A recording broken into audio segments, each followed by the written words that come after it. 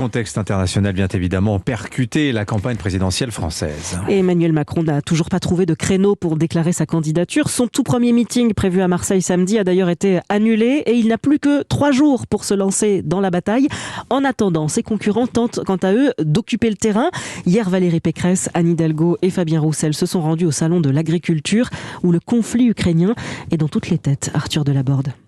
Une visite au pas de course pour celui qui se pose en grand promoteur de la gastronomie française et des échanges entre Fabien Roussel et les agriculteurs centrés sur les conséquences de la guerre en Ukraine. Quand on voit la hausse des prix que cette guerre peut provoquer dans notre pays et en Europe, je demande une conférence avec l'ensemble de la filière céréalière. Un peu plus loin dans les allées, Anne Hidalgo appelle à jouer sur la TVA pour contenir les prix de l'énergie. Il faut d'urgence qu'il y ait une anticipation de ces évolutions de prix, notamment de l'énergie, avec un blocage pour permettre de pouvoir passer le cap de cette guerre. Également présente au salon, Valérie Pécresse explique elle aussi vouloir s'attaquer à cette flambée des prix. Moi, ce que je souhaite, c'est que l'Union européenne aujourd'hui mette en place un bouclier pour protéger nos agriculteurs. Dans une séquence marquée par l'omniprésence d'Emmanuel Macron, à 40 jours du premier tour, les candidats espèrent tous se faire entendre et bénéficier de cette caisse de résonance unique qu'est le salon de l'agriculture.